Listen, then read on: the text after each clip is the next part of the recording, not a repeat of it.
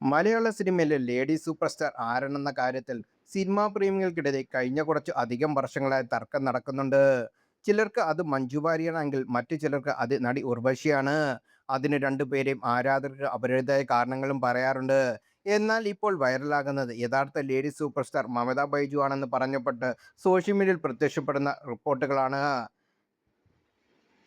കാഴ്ചപ്പാടിൽ യഥാർത്ഥ lady super Mamitha Baiju ആണെന്ന് കുറച്ചു വർഷങ്ങളായി മഞ്ജു വാര്യർ ജനപ്രീതമായി തുടരുന്ന എന്ന കാരണത്താൽ അവൾ ഒരിക്കലും ലേഡി സൂപ്പർ ആകാൻ പറ്റില്ലെന്നും ആ കുറിപ്പ് ഇങ്ങനെയാണ് പോകുന്നത്. ലേഡി സൂപ്പർ സ്റ്റാർ സത്യത്തിൽ മഞ്ജു വാര്യരോ അതോ മമിത ബൈജുവോ? നിങ്ങളുടെ അഭിപ്രായം എന്തായിരുന്നാലും ശരി, എൻ്റെ അഭിപ്രായം ഞാൻ പറയട്ടെ. അത് മഞ്ജു വാര്യരല്ല, മമിത ബൈജു ആണ്. യഥാർത്ഥ lady super star Mamitha Baiju തന്നെയാണ്. എന്ന് വെച്ചാൽ ആരാണ് മികച്ച അഭിനേത്രി എന്ന ചോദ്യത്തിന് മാത്രം മുൻനിർത്തിയല്ല ഈ ലേഡി സൂപ്പർ സ്റ്റാർ എന്ന വിശേഷണമൊക്കെ ഒരു നടിക്ക് കൊടുക്കേണ്ടത്. മറിച്ച് ഒരു താരത്തിന് എത്രത്തോളം സ്റ്റാർ വാല്യൂ ഉണ്ട്, ജനപ്രീതിയും യുവതലമുറയുടെ സ്വാധീനമുണ്ട്, സിനിമയിൽ തനിച്ച് മുന്നോട്ട് കൊണ്ടുപോകാനുള്ള കഴിവുണ്ട്, ഒരു തലമുറയുടെ പ്രതിനിധിയാകാനുള്ള ശേഷിയുണ്ട് എന്നവയൊക്കെ നോക്കി കൂടിയാണ് അയാൾക്ക് ലേഡി സൂപ്പർ സ്റ്റാർ പദവി കൊടുക്കേണ്ടത്. ആ നിലയ്ക്ക് ചിന്തിക്കുമ്പോൾ ഇന്നത്തെ മലയാള സിനിമയിൽ ലേഡി സൂപ്പർ സ്റ്റാർ മമത തന്നെയാണ്.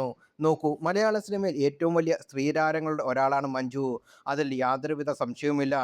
എന്ന് കരുതി വർഷങ്ങളോടെ അവർ ജനപ്രിയമായി തുടരുന്നു എന്ന കാരണത്താൽ അവർ ഒരിക്കലും ലേഡി സൂപ്പർ സ്റ്റാർ ആകാൻ പറ്റില്ല.